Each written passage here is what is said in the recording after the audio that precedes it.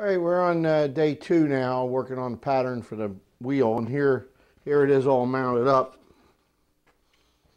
Bring it right nice in right there.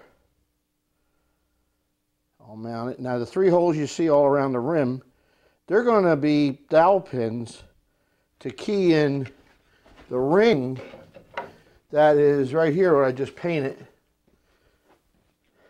I just painted the back. I like to paint the back so that when it goes on the match plate, it's going to be protected from any moisture. So they're going to go in the back, but they match. And I got a key that says counterweight here, so to match the counterweight, it's going to go actually like that on there, and it matches. There's a hole. There's a hole. There's a hole. It's perfect. It matches on the other side. It gives me the rim, and then I have to, of course, make the centerpiece, which is this piece here, right here. This is the old one that was on the original, but I'm going to add 1/4 inch to it, and I'll put it in the lathe and drill a hole right in it that will match this, see? Like that, on the other side. Now this is a little match plate I made up just to make the repros. Now, what made the frame, I showed you that yesterday. It goes on top of here. We're going to wax this up with a special wax. They have a urethane style wax. And then I'm just going to C-clamp this to this and pour the repro over the top of that. And, you know, it's a good 1/2 inch above it.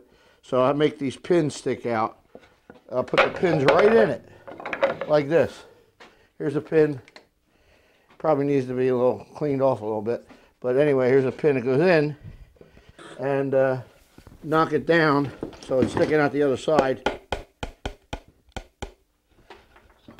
Like that. So it sticks up a little bit. Sticks up a little bit. And then when I cast over that, it's going to have an impression for the pin to fit in the mold.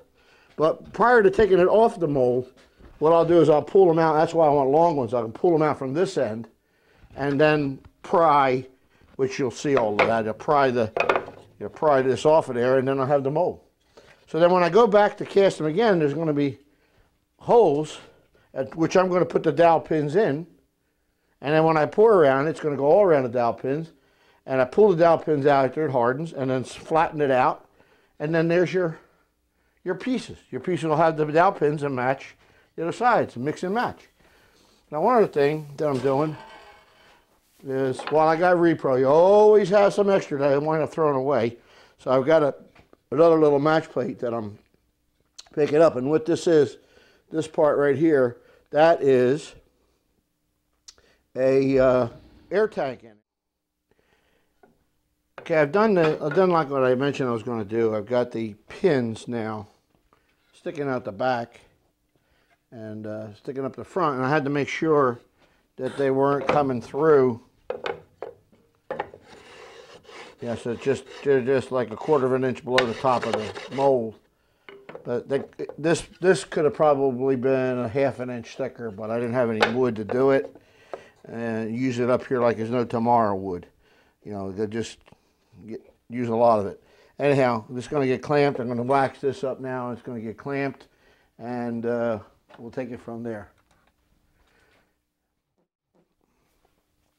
And now the little match plate, what I'm going to do with that is it's all finished. I got to just sand it up. And then I have a flask for this that I made up. I got an idea off the internet. It's an adjustable flask, which works out, except that you got to wax it up real good, otherwise it sticks, believe it or not, to the repro. And the way this works is like kind of like this. I just clamp it down and then make sure there's enough space all around it like that, and then just cast it up, and that makes a little mold. It don't have to be too thick. That mold, probably 3/4 inch is enough. So whatever metal I got left over, material I got left over from casting up that stuff, because there's always a little bit left over, I'm just going to wind up throwing it out. So make up another mold and get it ready. And the same thing when I go to do make the two masters for the match plate. I'll have a little bit extra. I'll pour these and start making these and probably get enough for a bunch on a match plate. Now here's a match plate, just happens to be here. This is 1-inch thick plywood. And I have a master to make these match plates. I got 2 more left out of 10 that I made, so made 10 of them. Now these right here are the eccentrics. They're eccentrics for the 040. They get cut, you know, and machined and whatnot. But I'll make up more of these and then put these on a match plate, like probably 6 of them on there. It doesn't seem to matter like the impressions you got. They make these molds so fast. When I was down there one time, they made these molds so fast, it's like outrageous how they bang, bang, bang. Make 100 of these in an hour, easily. 100 molds in an hour, easily. Now on the back here, they don't like them. I put these real high risers on there when you're making metal so they don't suck in. They seem to always cut them down on me, but I put them on like I was originally taught and go from there. Of course, these are going to be made, these wheels are going to be made in iron. So take it from that point. And we're going to wax it up now. I'm going to get ready to mix up the epoxy and get ready to pour them.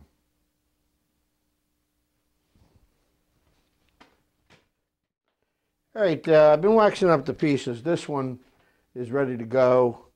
It's got the frame all around it. And I decided to let the pins stick up so they come through the mold, because it'll give me more of a space or length to hold the pin straight. If it's too short, it could wobble and throw everything off. So I decided to let them come through. When I do the other side, when I do the mold itself, I can put them through, let them come through the other way, and they can be pulled out, no problem. So you clamp that up. You got to put it up on a couple of 2x3s or 2x4s, whatever. I have a bunch of these around, and that kind of raises it up so that you're above. Then later on, I won't need those, but I wanted to show you what I do or how it's done with the wax. Now this is the wax that's used on the mold. It is BCC Products. There, you read that. BCC Products is where you get the urethane, by the way. I'm not keeping no secrets. You want to spend the $87 a gallon for it? Go ahead. And then you just, this little white stuff there, you know, you just brush it on, make sure it's all down in all the grooves and everything, and smooth it out, and get it all in everything. Make sure it's all over the surface, because that's got to be on there too. And what I usually do is, after it sets up a little bit, I'm going to do it ahead of time, I take this brush. Now this brush I've had for, oh yeah, 40 years. I got a couple of them. Now years ago, I used to work in a ceramic, one of my girlfriend's sister's boyfriend got me a job working at this company called Atlantic Mold. And what they did is they made plaster ceramic molds. And it was just like you made the molds for the people to put the slip into to make the models, to make the masters. And we made those molds. And you had to wax up, they had soap, big buckets of soap, and you had to wax up you had one for the wax, or the soap, and then one after it set up a little bit, you had to brush it off. So I got that idea from that, and I saved the brushes, and I just use it to kind of just buff it a little bit, believe it or not. And you look in there, make sure there's no extra wax in there, or like it's stuck in the grooves, because if you do, when you make the mold, it'll kind of make a mess on the edge of the mold there. So that looks pretty good now. It's ready to go. And by the way, on this one, I glued and nailed that pattern to this piece of wood. It's just a piece of door, you know, door jam that I had left over. It was primed already, so I just threw some lacquer on it and painted it up. And likewise with these here little botchika loops I made here, yeah, just dust them off, and now they're all waxed up and ready to go. I'm going to box this in, because when I'm ready to pour, I know I'm going to have extra stuff. So use it in this bowl. Try to save it. It's at $87 a gallon. $87.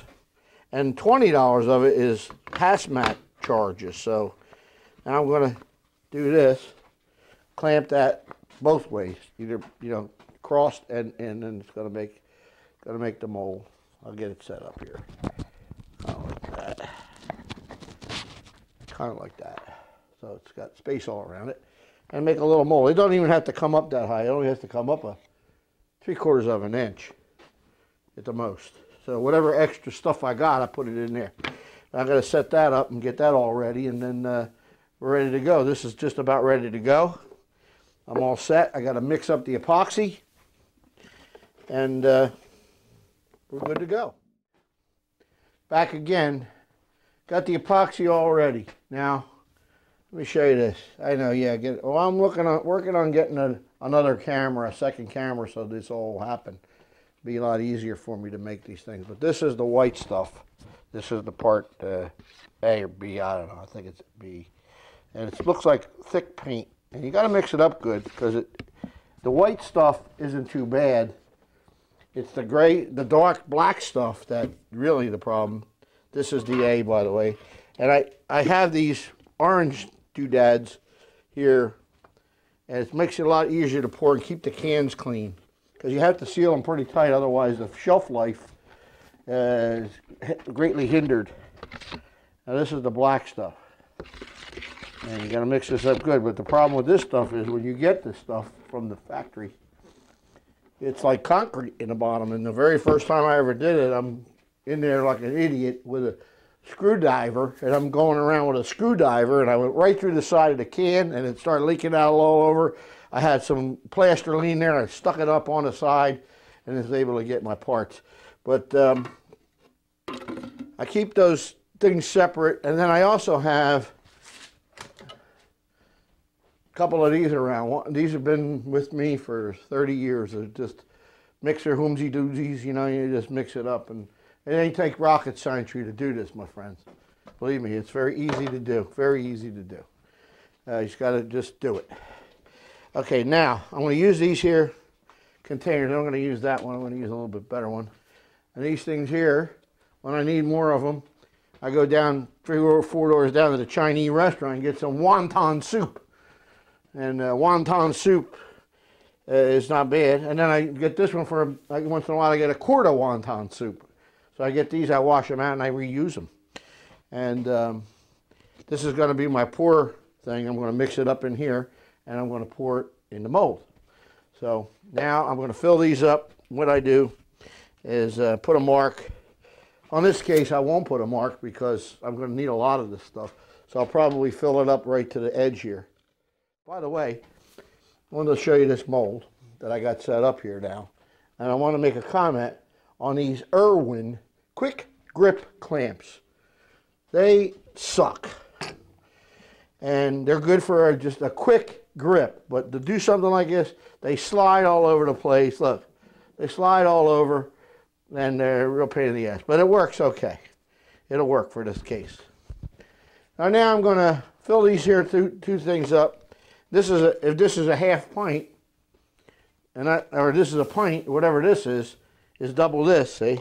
I mean, that don't take too much brains to figure that one out, right? Look, it's the same thing. So 2 of these is equals to 1 of them. You don't need to have a calculator and all that nonsense. I mean, George Washington didn't have a calculator. He made it through life.